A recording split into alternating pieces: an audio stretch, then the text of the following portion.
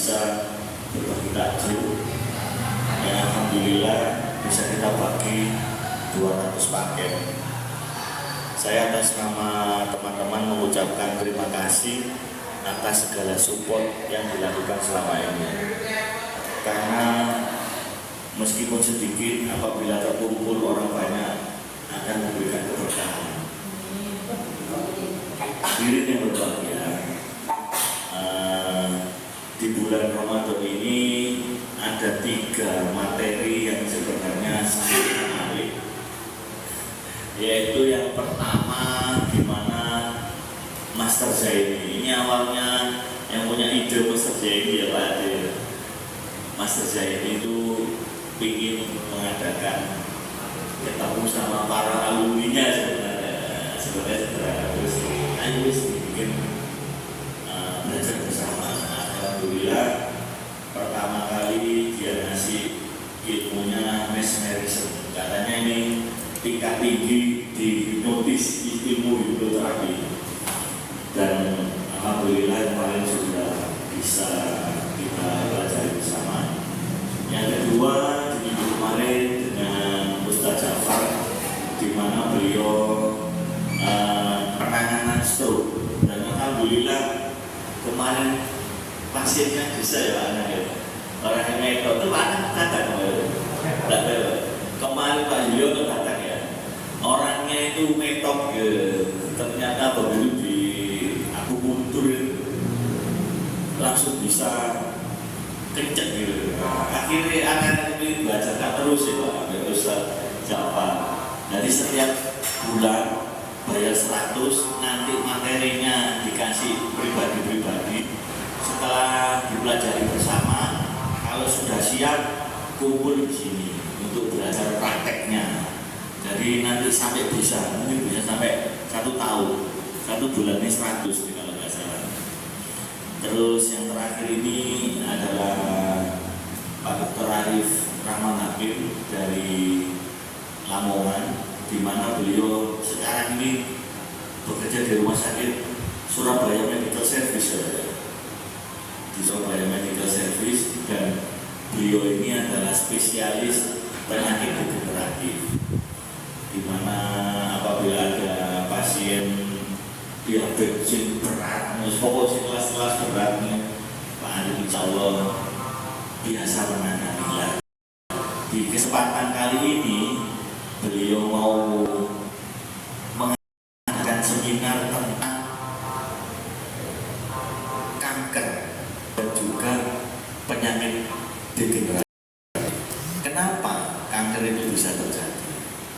Kenapa masih kecil sudah gagal ginjal dan sebagainya?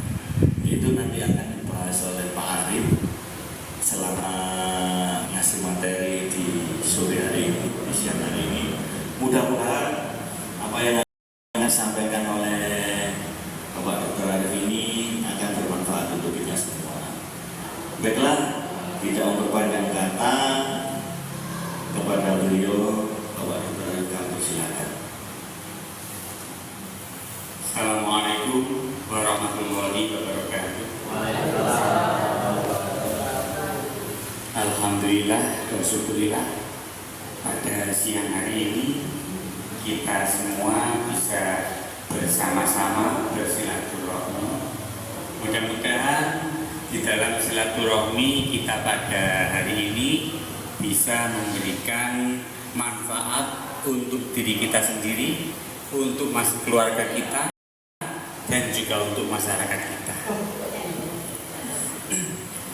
Langsung saja, kami di sini akan sinau bareng ya Bapak Ibu.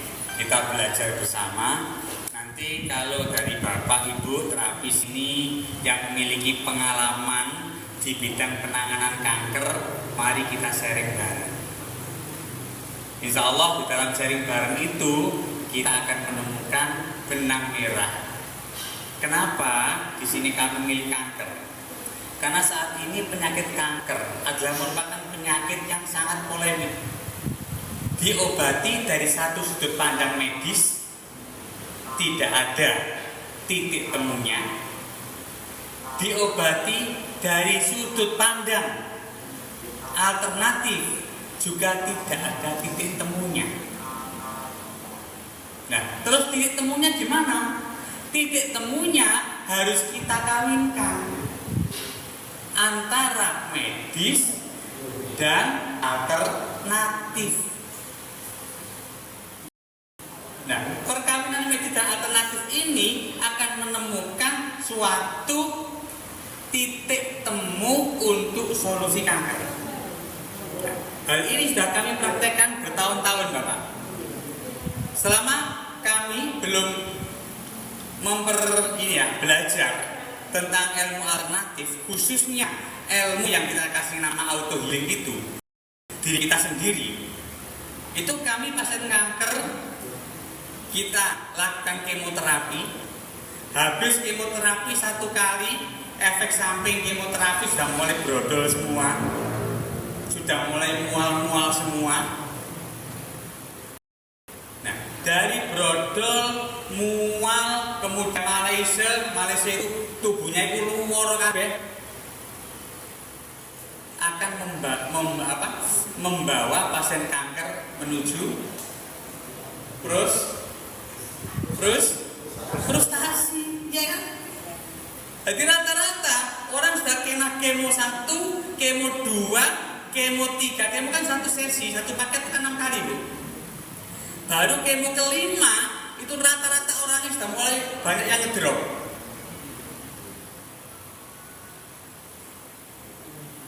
Ini karena apa? Psikologisnya sudah mulai terganggu.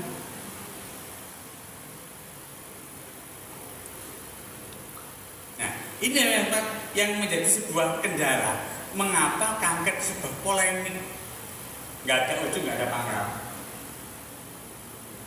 Kalau ada yang bisa bertahan, misal ada yang sampai 6 sesi. 6 sesi kemo berarti 36. Biasanya kalau sudah kemo sesi kedua, ketiga, itu ditambahi sama radiasi. Orangnya sudah kayak zombie biasanya. Iya, kayak zombie orangnya biasanya itu. Hidupnya itu hanya dengan obat morfin. Karena nggak ada anti nyeri yang bisa mengatasi kanker selain morfin, nggak ada. Coba bayangkan kalau sudah hidupnya dengan morfin.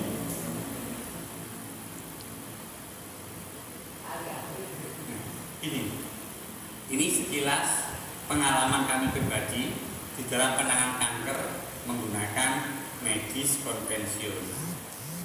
Medis konvensional andalannya cuma obat kemo, yang kedua radiasi, yang ketiga terima kasih, mohon maaf. Wassalam. Ya, karena apa? Kita ucapkan terima kasih, mohon maaf. Karena pasiennya pasti biayanya sudah banyak.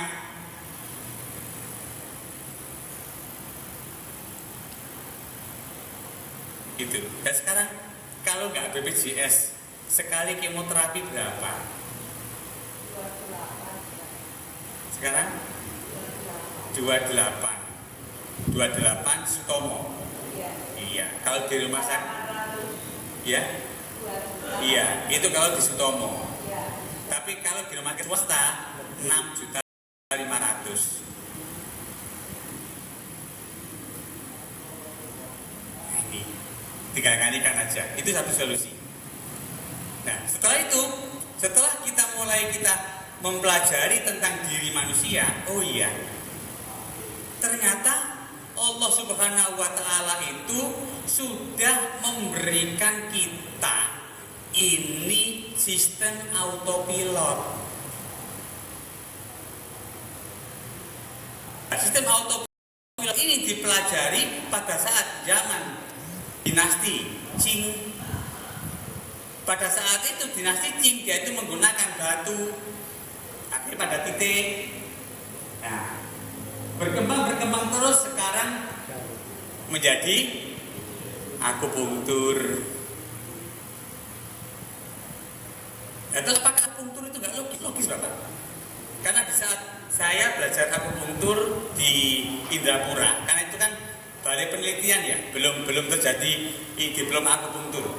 Waktu itu saya, kemudian Dokter Kusnadi, kemudian Dokter Tatang. Kebetulan waktu Dokter Kusnadi itu S3 di radiologi, dia pakai akupunktur. Akhirnya dia mengadakan riset. Di dalam riset itu dia tusuk titik Cusarli. Kemudian diikuti dengan radiologi. Ternyata benar. Ini tanpa kontras loh ya. Jadi ternyata di sini ada aliran yang langsung ke lambung. Akhirnya Dokter Kusnadi, wah kita jadikan disertasi. Nah, dijual disertasi, akhirnya disuntik sama kontras, diikuti dengan radiologi. Ternyata benar. Jadi ternyata ditemukan di dalam tubuh manusia itu selain ada saluran limfe, kemudian saluran pembuluh darah. Pembuluh darah kan ada arteri, ada vena, ya kan. Nah, ada lagi yaitu sistem aliran qi.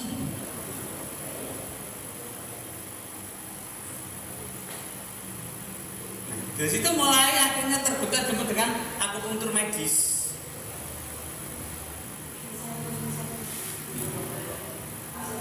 Setelah dengan adanya ini, akhirnya sekarang sudah mulai riset-riset sampai ke yang disebut dengan ilmu titik nyeri, disebut dengan gate control. Nah, kalau dalam dunia akupunktur dinamakan titik access point atau trigger point, yaitu titik terjadinya gejala. Nah, kenapa kok ada titik yang gejala?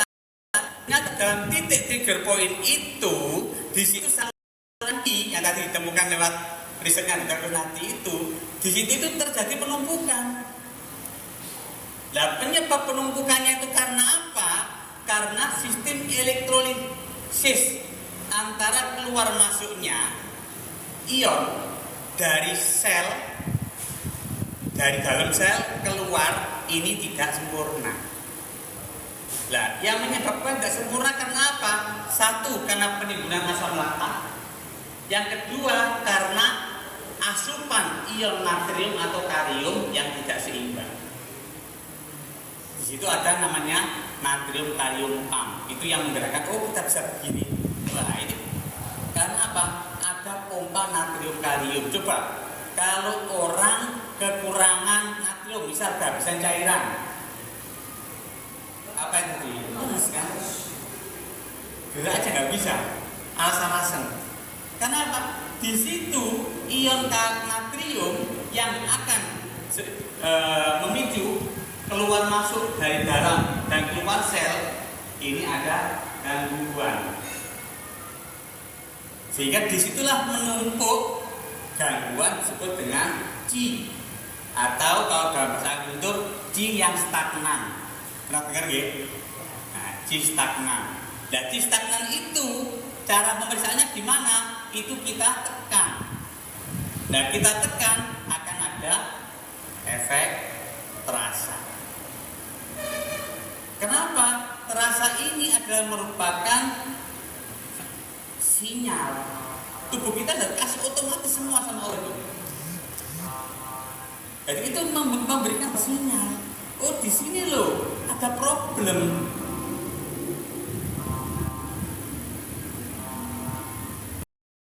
Ini sekedar untuk sebuah.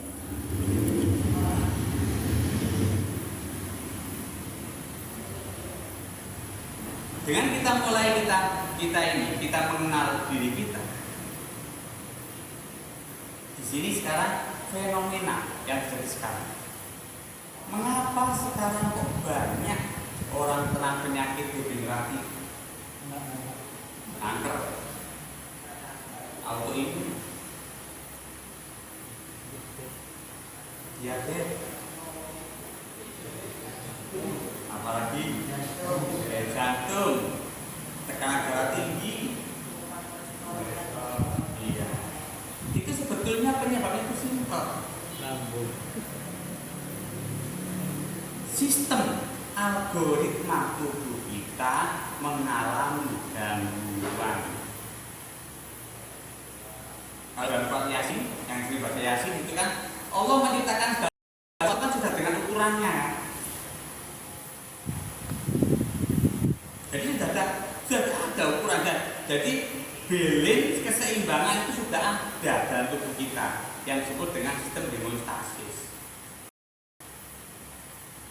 Nah, terjadinya orang sakit, nah jembatan keseimbangan ini mohon maaf karena kebetulan nggak bisa ditutup.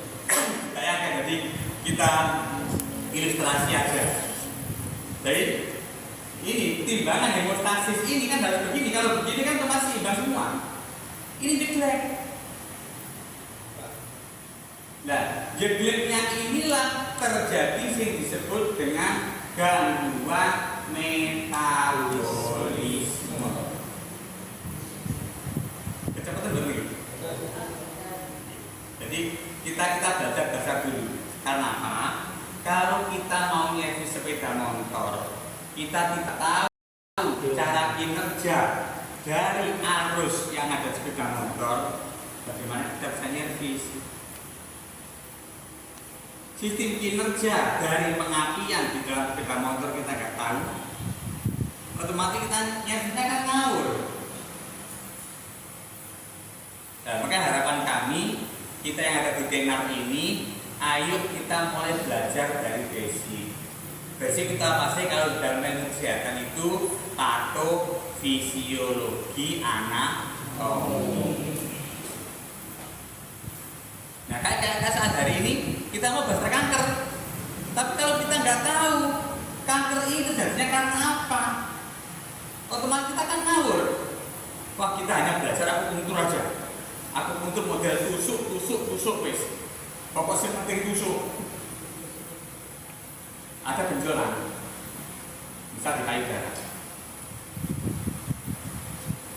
Wah, ini diagnosa langsung didiagnosa. Ini adalah stagnan ci yang nggak bisa si yang mengumpul, yang nggak bisa menyebar.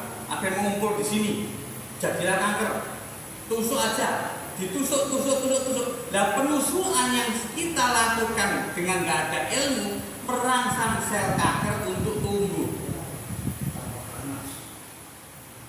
Nah, nanti akan kita sedikit demonstrasi nanti cara kita menggunakan jarum untuk pasien kanker.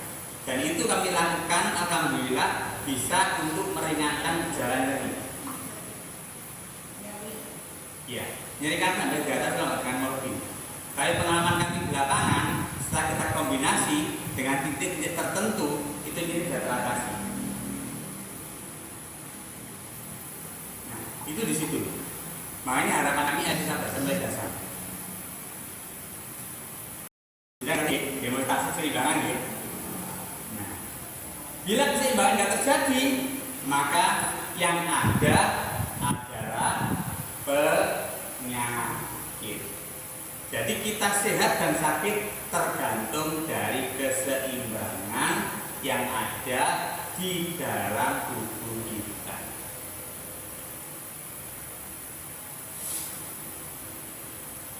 Nah, inilah yang disebut bahwa manusia itu ada badan jasmani, ada badan rohani. Ini. Kalau ini nggak seimbang, sakit. Ini nggak seimbang, sakit. Makanya penyembuhan kanker itu kita harus penyembuhan yang paripurna. Melihat manusia secara utuh. Tidak bisa melihat manusia sebagai mesin. Sekedar gitu.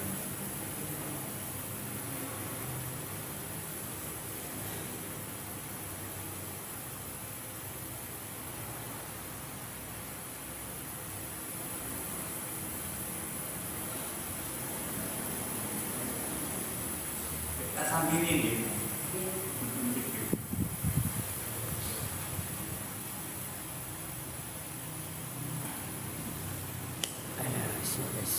Itu aja ya. Assalamualaikum warahmatullahi wabarakatuh. Oke, yang kedua